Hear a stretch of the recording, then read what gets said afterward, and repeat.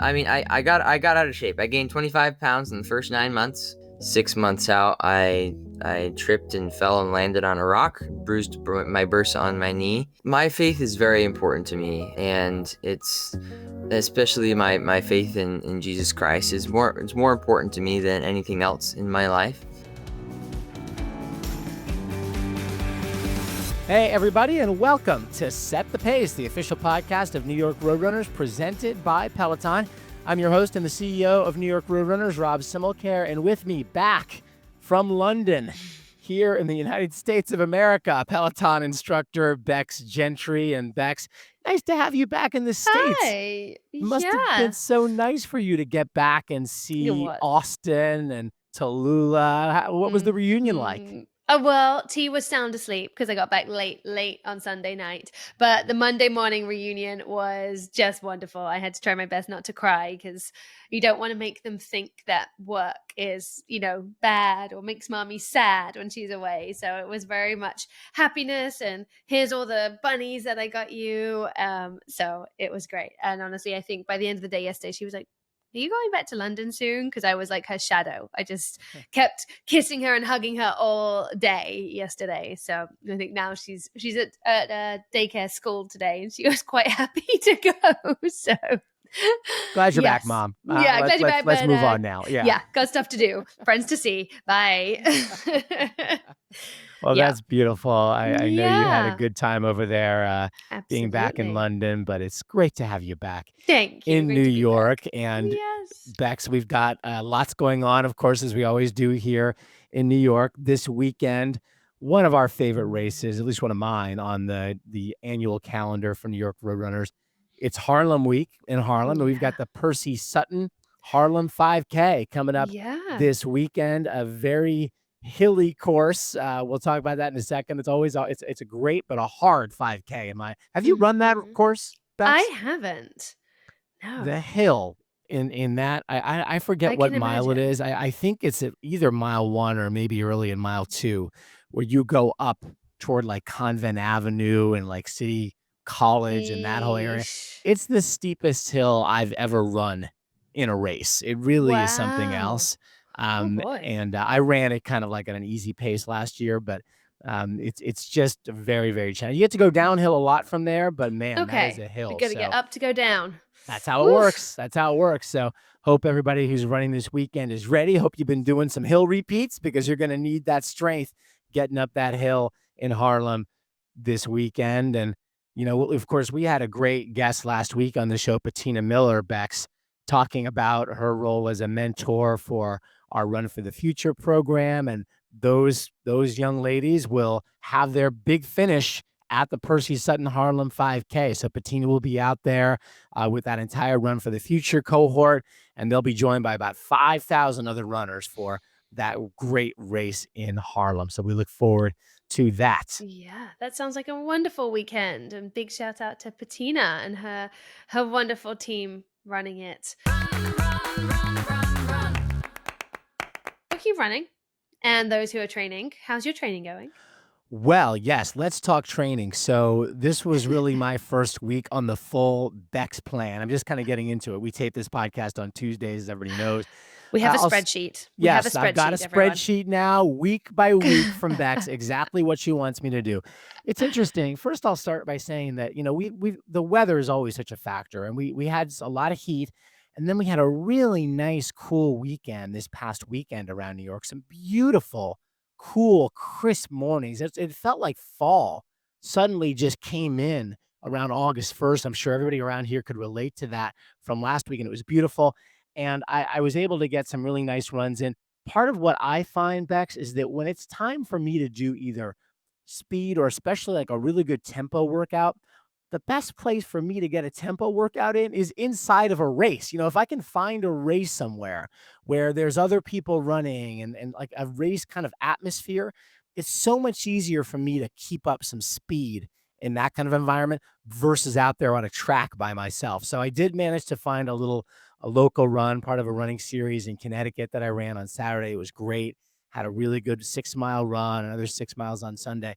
But I did my first Becks generated speed workout today on the track. And Whew, that was tough. Bex had me doing 6-mile repeats, and she wanted me to run at about a 6:40 pace. And I got through about 4 Becks, and then I think I slowed down a little bit after that. I'm working towards it. I still got some work to do, I think, to Yeah. be able to manage that speed that many times. The air Yeah. quality wasn't great either today. I We was got going an to say air the air quality quality's alert been going on. pretty bad. That's why I'm such a big advocate of the tread, because you get on and you set it, and that's the speed you're at. There's not, it takes a lot of energy to keep checking that watch, and it's somehow disheartening sometimes when you're in an area where perhaps the signal isn't as strong as it could be, and it's not quite registering. It's taking a second, and then you might overcook yourself trying to hit that pace when actually you are physically running that pace. It's just the technology hasn't caught up to you. And so that's why I do love hitting these workouts on the tread as and when you can. I think I'm gonna do that starting Yeah. next week. I agree. It's easier. It's more exact. You Yeah. can dial in exactly the speed you need, and Hmm. then you just got to keep up with the darn belt, right? So you just do it Yeah, that way. So exactly. I Your think lower I'll back give will that a tell you go. if you're not. Yeah, I mean, the good news is I feel great. So, I Good. think I'm gonna. The other thing that's big about my new plan with Bex is that Bex has me running, at least if I follow the plan exactly, 6 days a week. I've never really run 6 days a week. I ran 4 days a week when I was training for Berlin. Bex, what's your thinking around the number of days of running versus rest for folks out there? And what do you think is optimal for most people, especially if they're trying to achieve a PR? Yeah, I think the thing is, and I said this to you, Rob, I will overprescribe rather than underprescribe somebody to run, because there's always going to be variables in our weeks when life gets in the way. And so I'd rather have you look at your personal, your professional, and your running schedule and just see how cohesive they can all be, rather than worrying that you've only got 4 or 5 days of running and trying to squish everything in and overstressing yourselves. If you see 6 days, you get 6 done, fantastic. But I will say the other flip side of that is, yes, there's 6 days of running in there. 3 of them are, well, one is your long run, which is the most important, and that's the last one you ever drop of your whole week. Yeah. Then you have Monday, Wednesday, and Friday, 3 other days of easy miles. And this is so important for runners to understand. Easy miles, your easy pace is a whole lot different to your marathon pace, your goal marathon pace. And so that is just supposed to be a really pleasurable run that you can pop out with friends. You can run to the bakery. You can do, run to get some chores done. I'm not hoping that you're going to be drenched in sweat and couldn't walk into your local grocery store if that's where you needed to end your 40-minute run. It's just something to think about, to add into your day, to just get some steady pace in. They're the ones that you drop if you need to, because you can walk. You say you're going to have a day with family walking around, I don't know, a theme park, or you're going to a city, and they're the ones that you can reduce, drop if you need. If you're going for a PR, you want to keep the speed work in, and you want to keep the long runs in. If you're not going for a PR, drop the speed work, keep the easy runs. So this is when you got to talk to your coach, but That makes so they're much really, sense. yeah, it's really going to be 4 days is the bare minimum of what I would expect people to be running if they're taking it seriously, because that's what you really want your body to adapt to, because this is stress on your body, and you don't want to jump into a long distance race and surprise your poor body and expect it to function well the next day, because trust me, it won't function well the next day. You may complete the race and you may do it in a good time for you, but the week or two after that, your body's not going to be happy with you. And that's not cool, because you probably have 101 other things that you have to do in that week after. So yeah, we've got those 6 days, Rob, as a safety net. I feel like I know you well enough that you're a pretty driven human. Then I think you're going to be doing everything you can to get them in. There's going to probably be one or two little texts that I get of like, I just am slammed. There's a couple of days that are hard for me. Yeah. Yeah. Especially when I'm traveling from Connecticut to the city and there's commute time and all that. And we will involved. work them. That's why you have a coach to work it out. I'm the one who sits in front of that spreadsheet. It's one of the thousands of spreadsheets you have in your life that you don't have to be in control of, and we'll adapt on the fly as and where we need. I love it. Well, that's great advice. So yeah, she's got me out there working the track this morning. I'm going to get on that treadmill next week, or maybe even this week, to try to get another speed run in. So we'll keep you posted, and we hope all this is good advice for you too, as you all are out there training for New York. Many of you, maybe Chicago, maybe Berlin, but we're into it now. Most people are into their marathon training plans if they're running New York as we sit here in the first week of August. So it's coming. We're excited for you. Well, Bex, we've got a great guest coming up today. We've been so lucky to have all of the kind of incredible running talent that's out there in Provo, Utah. We've spoken to most of them. We've spoken to Connor Mantz and Clayton Young, the incredible American marathon duo that train out in Provo, Utah, under the coaching of Ed Eyestone, the great BYU coach. We've had Coach Eyestone on the show as well, talked to him. And so today we've got another member of that superstar crowd out there in Utah.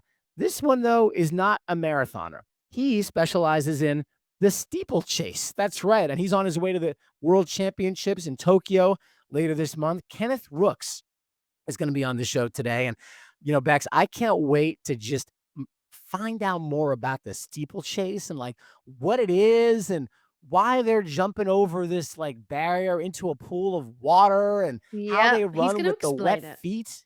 Oh my gosh. I mean, it's just mind-boggling to me. I'm from the countryside, and you'll hear our conversation divert a little bit. But I'm not going to give it away because I think it was pretty funny. There was a real like professional runner versus a countryside girl here having a conversation. Oh, yeah, and it worked well. But he's an absolute legend. And yes, I was in awe. It was a really great conversation. So I'm very excited for everyone to hear it. Yeah, so can't wait to hear from our steeplechase champion, Kenneth Rooks. And then for today's member moment, a little bit later on, Meb interviewed Ottilia Demeter, who PR'd in the TCS New York City Marathon while wearing a shirt that said, "I am running with a brain tumor. What is your superpower?" Her incredible story and her superpower, and that is a superpower if there ever was one, is coming up a little bit later. And then Meb will return with his mile-by-mile countdown to the 2025 TCS New York City Marathon. Today, it's all about his best advice for taking on Brooklyn's big 5-mile stretch down 4th Avenue, miles 3 through 7, long, flat, and full of energy. That's coming up as well. Try the Peloton app for free and access classes for every type of runner, whether you're training for your first race or you're a seasoned pro. From outdoor runs and intervals to strength, yoga, and stretching, you'll find the perfect fit for every part of your routine, whether it's a long run day or you just need a quick 5-minute reset.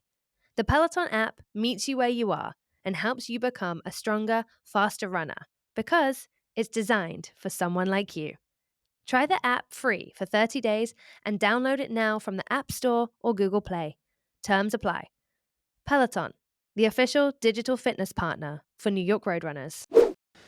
We are based in New York City, of course, but somehow Provo, Utah keeps making its way onto the show. That's where today's guest, Kenneth Rooks, trains alongside past Set the Pace guests and Olympic marathoners Connor Mantz and Clayton Young, all under the guidance of the legendary coach Ed Eyestone, who's also been on the show. Kenneth is a 25-year-old steeplechase runner who shot to international prominence with a surprise silver medal at the 2024 Paris Olympics. A native of small-town Washington and a BYU alum, he's built an astonishing resume over the last couple of years. NCAA champion, Olympic medalist, and now a 3-time U.S. champion. He is getting ready to represent Team USA at the World Championships in Tokyo, and he joins us just days after winning his 3rd straight steeplechase title at the USA Track and Field Championships. Kenneth, it's great to have you on the show. Welcome. Thank you. Yeah, I'm honored to be here and talk about it with you. What a resume. I mean, I feel like it's kind of come about and gone like off the charts in the past year. But before we dive in to how you've gotten to where you are, Kenneth, please can you explain to our listeners what is the steeplechase? Yeah. So the steeplechase, it's not very well known in part because it's not really run in high school very often. It's mainly run collegiately and professionally and in the Olympics. But it's 3,000 meters or 7.5 laps around a 400-meter track. And 7 of those laps have 5 barriers that you have to hurdle or jump over. And one of those barriers, each lap, has this water pit after it, which all the barriers in the water pit makes it fun and also interesting to watch. But yeah, so we get our feet wet once a lap as we're going over the water jump. But that's the steeplechase. It's super cool to watch. I actually did watch it in Paris. So did I. Yeah. Last year. And it was really, I mean, I love it. I've always thought it's the most intriguing thing. I'm obviously from England, and I always think of it as something that may have come from the farmlands or people jumping over fences, and just something in that ilk. And I don't actually shamefully don't know the history and the how steeplechase was born, but in my mind it was from farmland. I don't know. Yeah, well, I think you're right. I think well, the steeplechase name comes from running from a steeple to a steeple or from a church to a church across the country, hopping over things and running through whatever. They also have a steeplechase for like horses. There we go. And that one's more like cross country. So steeplechase on the track is that's more my upbringing was definitely countryside and horses. So yeah, that makes sense. Kenneth, I watched it in Paris too, and I really have to ask about the feet being wet, right? I mean, you jump over this barrier, you're running through a small pond, and then you got to come out and run the rest of the lap. What is that like? I mean, how do you react? You get used to it, obviously, but like, is there a technique? Is there a strategy or a way you just learn to deal with running with wet shoes? Well, part of just running with wet shoes is trying to make sure you have good shoes that shed water well. And the shoes that they make these days do a really good job at shedding water. So you're not like holding extra water in your shoes.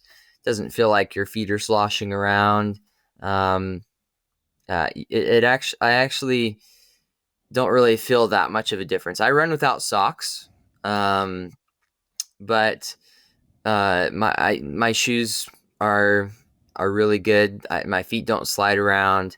It doesn't feel that much different running with a wet foot or a dry foot.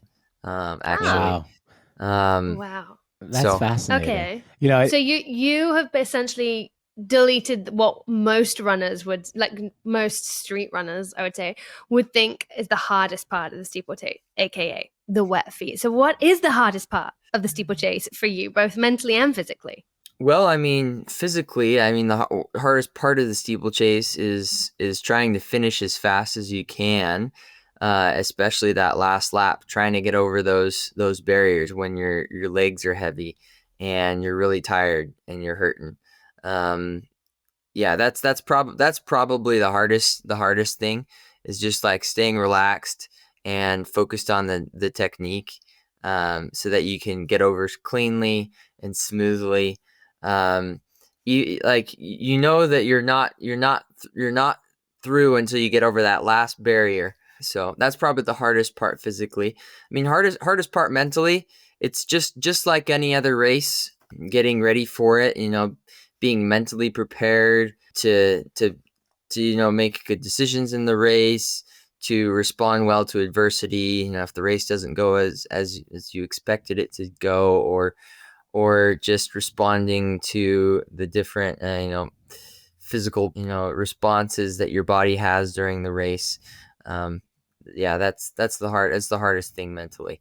Getting over those barriers, you just gotta have confidence and just go for it. I've done enough practice that Yeah. it feels like running. It's become more natural to me, just hurdling and Yeah. jumping over those barriers. Those barriers, Kenneth, and the other thing about them is they're not like hurdles where, if you hit one, they fall over, and you can just kind of keep going or run through them. Like those are solid barriers. They are not moving for anybody, right? So if you hit one of those things, you're going down, it would seem to me.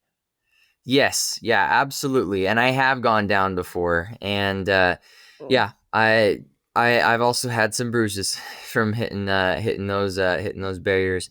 Yeah, when we practice, most of the time actually we'll use hurdles, just in case, just to reduce the amount of possible injury if we mess up in practice. But yeah, those barriers, I mean, it allows you to step on them, which is good for the water jump, because I step on the barrier and push off on the water jump so I can get a little further out. That way I can just keep 1 foot wet, 1 foot dry, going over the water jump. But Yeah. yeah, it's nerve-wracking if you hit one. Yeah. How high are they? They're 3 feet for the men and they're 30 inches for the women. Oh, wow. Wow. I always wondered that because I've seen a lot of you guys like push off the back one. And then, as you say, it gives you much more of a projection past the deeper water to hop on out on the other side and keep your stride, I suppose. Yeah. But wow. Okay. 3 feet. That's a lot higher than a hurdle. Well, Right? it's the same height as the 400 hurdles for both men and women. Okay. Wow. It seems higher. I don't know why. I think Maybe it's because the they're way it wider. looks. It's so broad. It's so wide. It's so broad. Yeah. Yeah. My goodness. This is really interesting. Wow. I Yeah, I know. I My was brain is like, fascinated by it in Paris. I really was. same. Yeah, it's fascinating to watch. And Kenneth, I know that you started running in middle school, as so many elite runners do, but I got to figure you weren't there in 6th grade, 7th grade thinking, I'm going to be in the steeplechase someday. That's the event I really want to run in. How did you come to the steeplechase? What was the progression of events and distances for you? Yeah, definitely in middle school. I didn't think I was going to be uh, in running the steeplechase, let alone being in the Olympics for sure. I actually started the steeplechase in college. I didn't do anything with it in high school. But when I was getting recruited to run at BYU, Ed Eyestone, my coach, and he's still my coach now, he thought that I'd be good at it. And that was partially because I'd played some other sports. I played basketball in high school, and I grew up playing baseball and soccer. And so because of the nature of playing multiple sports, he's noticed that usually those kind of athletes are a little bit more athletic. They take to the hurdling better, and I had learned a little bit of the hurdle technique in high school, just because I worked out with the hurdle group for a little bit my freshman year in high school. But yeah, getting into college, I took to the technique and the hurdling really quickly. It was new to me. My favorite event in high school was the mile, and I did not like the 2 mile. And the steeplechase is a little bit shorter than 2 miles, so I was a little unsure about how that would play out. But I was curious. I wanted to try it out, and Coach Eyestone had faith that I could be good at it, and I tried it out my freshman year in college, and I had a good first steeplechase, and I kept getting better and better, and at the end of the year I actually ended up qualifying for nationals collegiately in the steeplechase. So it was a cool progression, and had a lot of success as a freshman just out of high school. And then I mean, I've continued to get better from there. Wow. It's been a journey for you, and I think it's not totally unusual in the US. I still have been here 8 years, and I still get my head around this longevity that people have, especially for your age. Like, you've just been going since middle school all the way through to where you're at now. Aside from, you did take a couple of years off, right? When you were partway through your college time at BYU. You decided to take a break from competition and serve a mission in Uganda for your church, which is just, I have so much admiration for that. And talk about what that did for you, focusing your life on service and your faith instead of competitive sports. Yeah, well, my faith is very important to me, and it's especially my faith in Jesus Christ it's more important to me than anything else in my life. And so I was more than willing to take a 2-year hiatus, 2-year break from competitive running and from school to focus on serving others and serving God as a missionary. My main purpose was to invite others to come into Christ, and it was really cool to be a missionary and see how that helped lift others and bring them hope, and it brought me hope as well. It changed me, as it was really cool to serve others regardless of whether they accepted our message or not. And yeah, I mean, I also just trusted that during that time, there was a lot of other teammates that I had when I was at BYU that had been missionaries, and they had gotten out of shape. I got out of shape too, but they were able to get back into shape after coming back from the mission. I mean, I got out of shape. I gained 25 pounds in the first 9 months of being a missionary, uh, and then I mean, that was the most I hit 170. Like right now, I'm like 142 ish right now. What was the biggest challenge of staying in shape while you were on that mission? Yeah, well, I mean, it's a lot of unfamiliar food, a lot of oily, starchy, high calorie foods, and it was great. And it's also stressful too, and I'm not I wasn't necessarily taking as much time to exercise. I was trying to exercise for about 30 minutes a day. That's kind of what the routine was for us. It was a lot less exercise than I was used to, even though we didn't have a car. We were walking everywhere. Although there was at one point later on our mission, we ended up getting a car. But I knew I was going to get out of shape. I tried to run when I could. If there was other missionaries I was with, and they wanted to go run, we'd go run for the 25 to 30 minutes. But I did hurt myself twice when I was out there. I tried to race somebody like a few months before getting back from being a missionary, or someone challenged me to a race, just like a little sprint. another missionary or Another a local missionary. person. Okay. Yep. Another missionary. Yep. And it was just Monday on one of our days off, and we'd been playing some soccer or whatever, and afterward they wanted to race me, and so I raced, and I tried a little too hard to win and pulled my hamstring. So then I couldn't run for like the last 2 months of my mission at all, because I pulled it pretty bad and I had to heal up from that. I also, like, about 6 months out, I tripped and fell and landed on a rock, bruised my bursa on my knee, and then I had to like hobble around for a few weeks, and while that was healing and stuff. So it was fun. But ultimately I didn't answer part of your question. You said how did my mission help me? Being a missionary is wonderful. There's a lot of positive things, but there's a lot of adversity that you face as well. And so I think my mission has also helped teach me how to respond to adversity, and especially being a missionary, and how I respond with my faith to help overcome some of the adversity that we face. And that's helped me with the adversity I faced in my life, but also just the adversity I faced with running as well.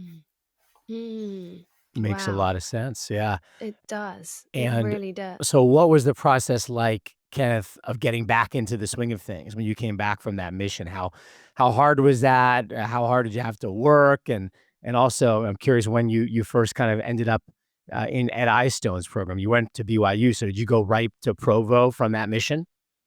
Yeah, so I went to BYU for 1 year before I was a missionary, and then I was a missionary. Then I came back, and because of the success that I had before, everyone was like, "All right, Kenneth's gonna be great. He's gonna get back in shape quickly, and or it was hopeful that I could get back in shape quickly, and I did. But there were some other missionaries that got back a little bit quicker than me. I got back in July, and I got back into shape probably around January.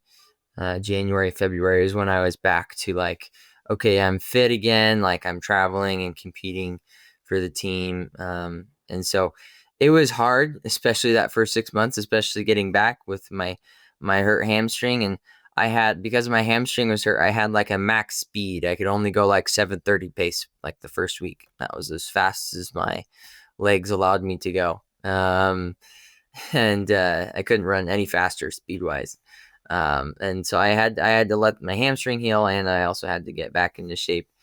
And I remember the first workout that I did in the fall, just at the end of August with the team. Coach told me, all right, let's see if you can go hang with these guys for 4 miles at 5:20 pace. And so and they were doing like an 8 miles at 5:20 pace. And I went the first mile with them at 5:20, and then second mile, I lost contact, went like 5:35, 5:40, and then I went like 6 flat, and then I ran 6:20. So if that can kind of show you, I couldn't even hang more than a mile and a half with them at 5:20 pace. And then it just. I kept getting back into shape just slowly, and your body remembers eventually because you've been there before. And the 11 months after my mission, actually, I was able to be in good enough shape that I ran faster than I did before I was a missionary in the steeplechase, and I got 6th at the NCAA championships as well. So I got back into shape relatively quickly, but it was a struggle. It takes time. It definitely takes time. But I mean, it sounds like you had so much goodness in your mission that kind of carried through to giving you extra strength to keep going. And I'm sure there were days where there was sort of the competitor in you was like, no, I just want to hang with them for more than a mile, and I want to be there now, and a little bit of impatience. But as you said, your faith gives you that strength to believe it will come with time, with work, with patience. And talking of that, you kept your coaching faith, let's say, in Ed, which is super cool. I think it's a really lovely part of your story that even after you turned pro, you chose to continue living and training in Provo, and alongside your BYU teammates, part of the Run Elite. And you've got some epic pals in your group. I mean, you're a legend. Then you've got Clayton, you've got Connor, you've got one of my really good friends, Kira D'Amato, with you. So how has Ed's coaching shaped you as an athlete and as a person, and with these awesome people too? Yeah, I love training here in Provo, and it's been cool to see how our group has grown, especially over this last year. It's some of the guys like Connor and Clayton, I was actually teammates with them in college before they ran professionally. Clayton in 2019, my freshman year, he was his senior year. And then I was teammates with Connor before and after I got back from my mission at BYU, and it's an honor to train with them.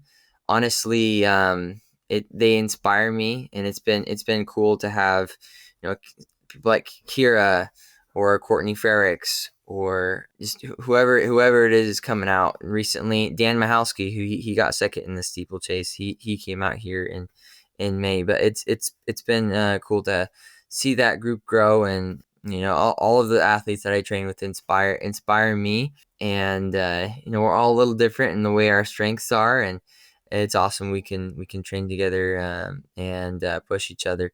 But Ed Eyestone has really lifted my vision, helped me have a lot of confidence as a runner and as an athlete. I look up to him a lot. He's a very good example of balancing the things in his life with also running, and I think that's really valuable.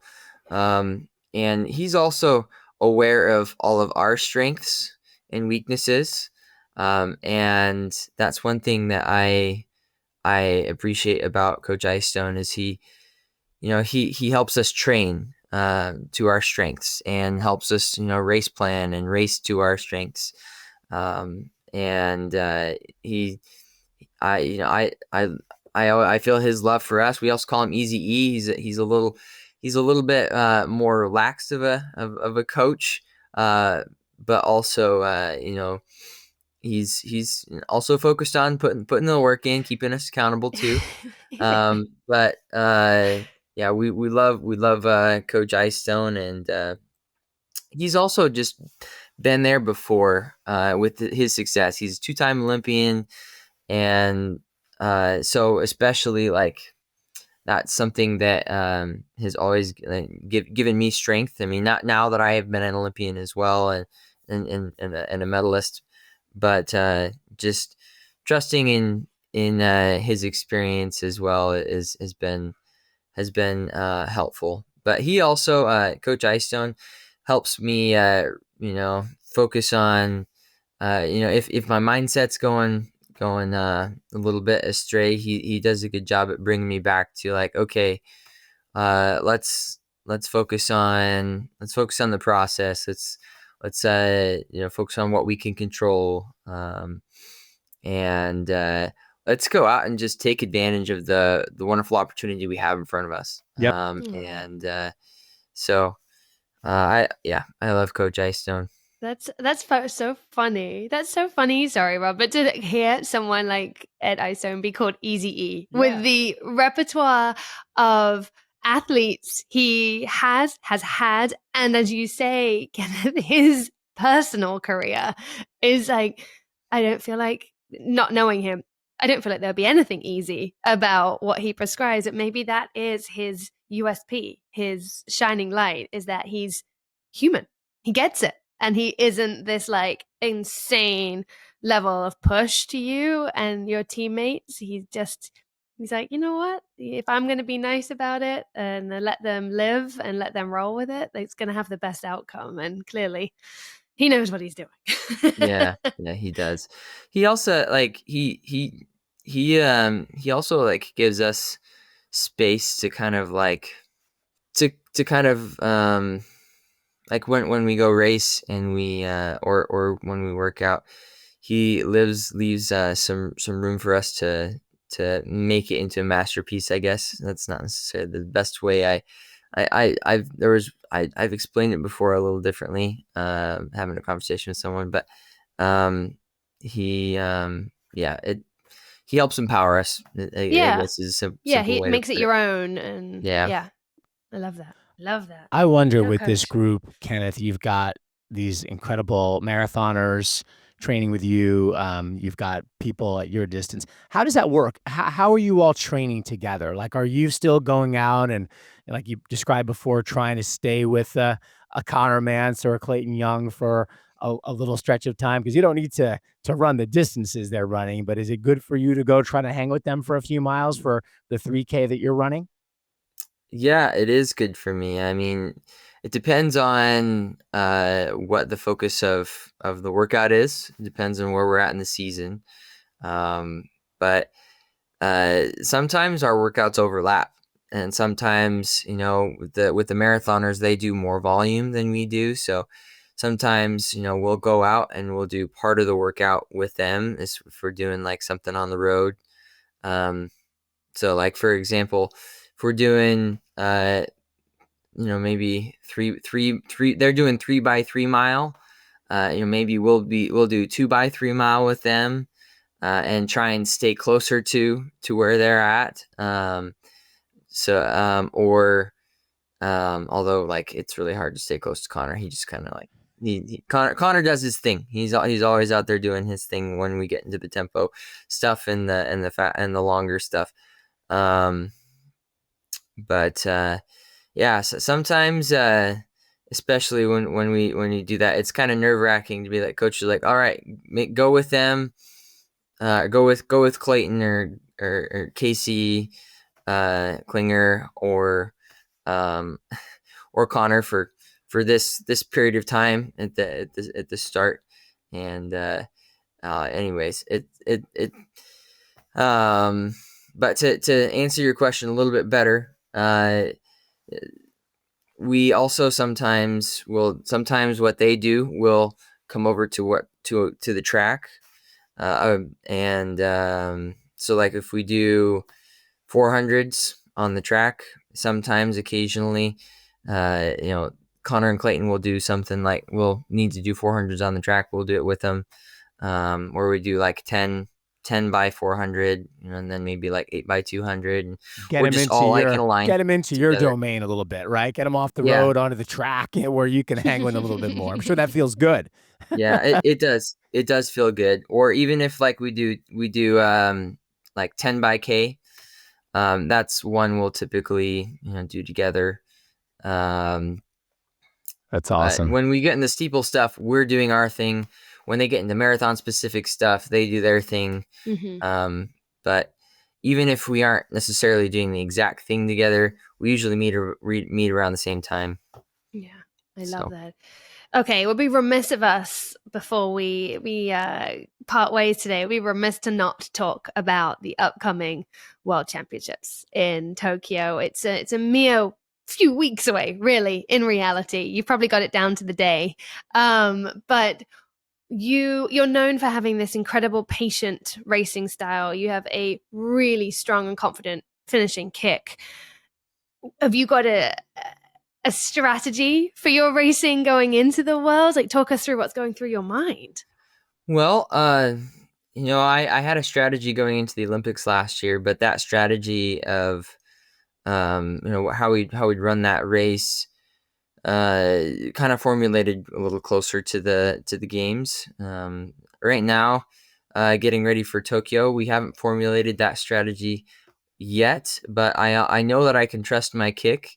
Ultimately, I feel confident in a slow or a fast race, and so that's one thing we'll do with our training is to make sure that we're ready for those fast paces that we know we're going to experience at the World Championships this year. And our training, like in the steeplechase specific stuff that we'll do, will be to get ready for that. And the paces we'll be running will be, what it's when we hop into the race. It's not something that we haven't experienced before, that we're familiar with. I mean, strategy wise, I know my kick is gonna be there. If it goes out slow, it's I got to make sure that I'm up towards the front before a move is made, because when it's slow and it's a wind up, it's better to be towards the front of the move than toward the back, because if you're toward the back when it's slow and then is a fast finish, it's just a lot harder to respond as quickly to the move. And I mean, the same could be said whenever a move is made. But I mean, going out fast, we'll see. I mean, last year at the Olympics, I was in last place almost for the first half of the race because it was going out fast, and it slowed down, and I was able to move myself up into position for that finishing kick. And ultimately, like when it's fast, you just have to go, whether you're in the back or in the middle or the front, just staying as relaxed as possible. And so those will be some of the things that I'll think about getting ready for the World Championships. But it'll be based a lot off of experience I've had in the past. And I honestly think that for example, last year, all my races getting ready for the Olympics helped me have the experience I needed to be ready to make the move that I made at the Olympics. Just because I had in all of my races leading up to that, I had been ready to make a really hard move with 800 to go. And I didn't necessarily make that hard move at the Olympics with 800 to go. I made it a little bit later. But yeah, just relying on the experience, and Coach Eyestone and I will talk about it and figure out a good race plan. But definitely want to be in position to be kicking for a medal again this year. Absolutely. Great. Yeah. Well, you've got the best coach out there. You've got really a tremendous resume. Congrats. So we didn't even talk about your U.S. championship you just got out in Eugene. So congrats on that. And Thank you. you seem to be really in peak condition for this run in Tokyo. So wish you all the best of luck at the World Championships. Bring back some hardware to Provo. Yeah, They and got enjoy quite a it. collection out there. So I know they're expecting big things. Wish you luck and enjoy yourself over there. Thank you. Yeah, I'll enjoy myself. That's why we do it, right? Exactly. That's the idea. Exactly. Absolutely. All right. Great to have you. And thank you, Kenneth. yet another Thank you, guys. elite athlete on Set the Pace, Kenneth Rooks. New York Roadrunners is a nonprofit organization with a vision to build healthier lives and stronger communities through the transformative power of running. The support of members and donors like you helps us achieve our mission to transform the health and well-being of our communities through inclusive and accessible running experiences, empowering all to achieve their potential. Learn more and contribute at nyrr.org/donate. After surviving cancer, Ottilia Demeter took up running, and her first race ever, the New York Roadrunners Mini 10K, was an experience that left her eager to continue. She was later diagnosed with a type of brain tumor, which slowed her down physically, but didn't stop her from running. Ottilia ran the New York City Marathon wearing a shirt that read, "I am running with a brain tumor. What is your superpower?" And along the course, she met another runner with the same condition. Even on that hot day, she ran her fastest marathon time, and now she works as a certified running coach and injury prevention specialist, leading training for the Forest Park Runners Club and Team QCP. Thanks, Rob. Ottilia, welcome to Set the Pace podcast. How are you doing today? I'm doing okay. And first of all, I'd like to thank you for the opportunity to be here today. I was terrified when I got the request, and for a moment I was talked about saying no, but then I overcame the initial shock, and I thought someone maybe needs to hear what I'm going to say. We are all excited to hear your story, and congratulations, been a survivor. After surviving cancer, you made the decision to start running. Can you take us back to that moment and share what running represented to you at that time? Okay, let's go back to 2009. We often like to think we are invincible until something happens that shakes us to the core. That's when you realize that you are just as fragile as anyone else. When I received the news that I had cancer, I was in complete shock. I felt sorry for myself, but deep down I knew I wouldn't let this define me. Long story short, running didn't play a big part in my life at that moment. A year later, after I was cancer free, I knew I needed a fresh start.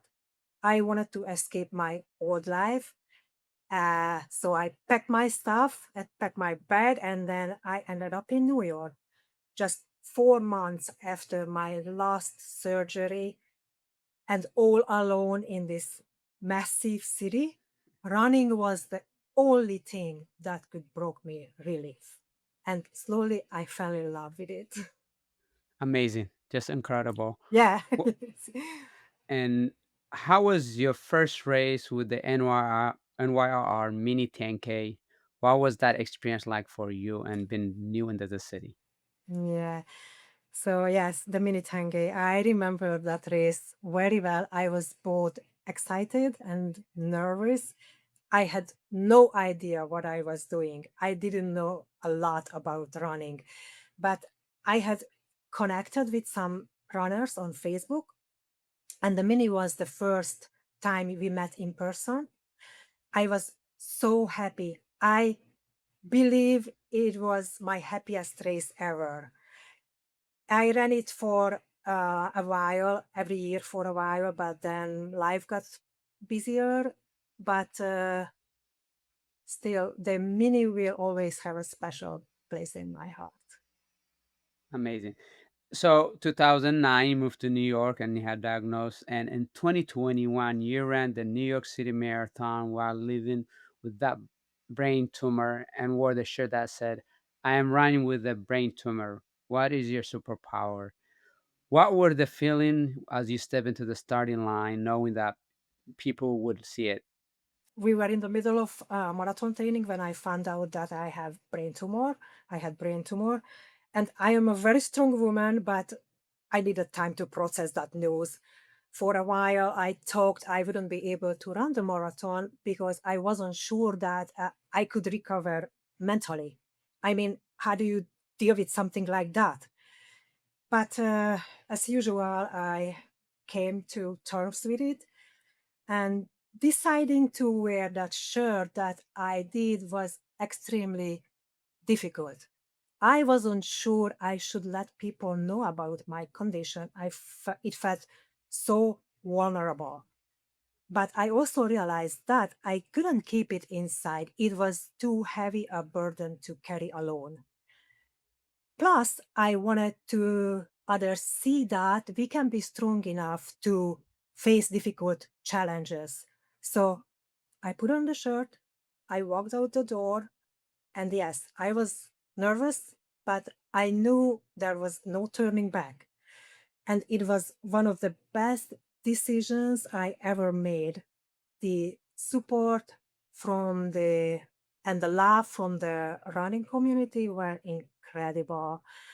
I met people with similar conditions. They walk up to me, they share their stories with me, and it made me realize that I wasn't alone in this, and it was a huge boost.